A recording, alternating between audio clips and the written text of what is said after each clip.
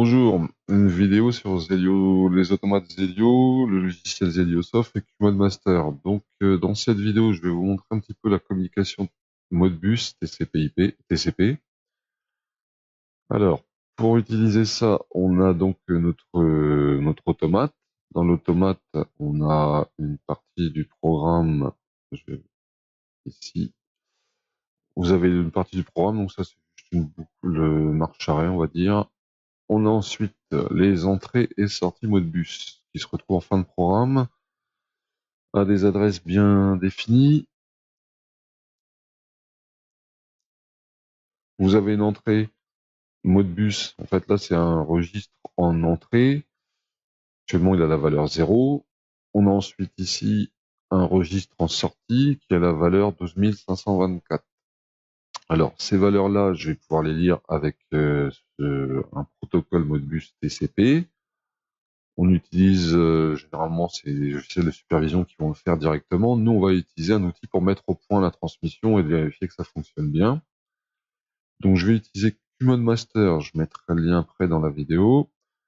QModMaster, en fait, c'est un logiciel relativement simple à utiliser. Vous avez la configuration TCP/IP à faire. Donc, on le fait ici. On a l'option. On va régler l'adresse de l'automate.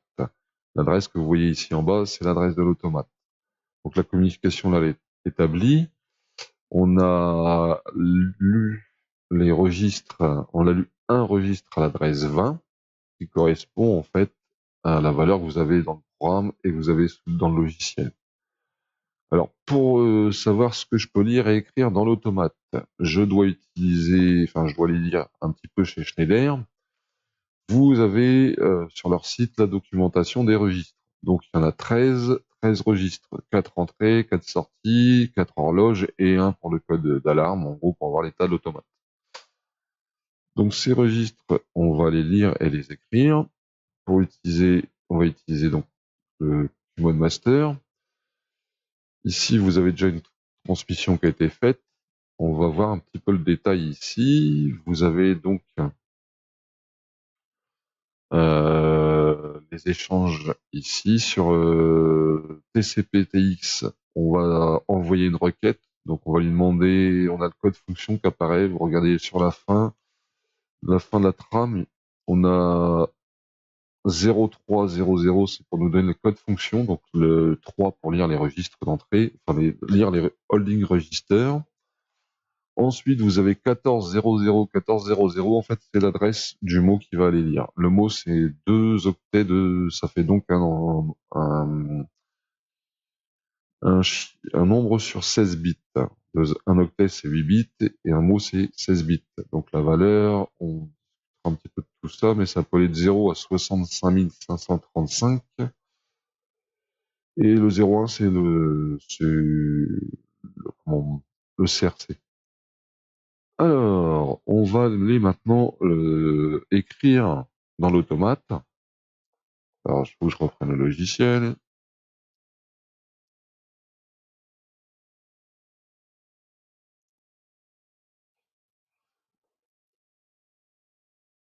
Donc là, maintenant, moi, je vais aller écrire le registre 16. Donc, je reprends ma documentation Schneider. Le registre 16, MW16, correspond à mon J1 XT1.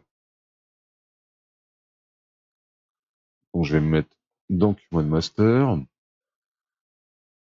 Je vais choisir la fonction 6 pour écrire un seul registre.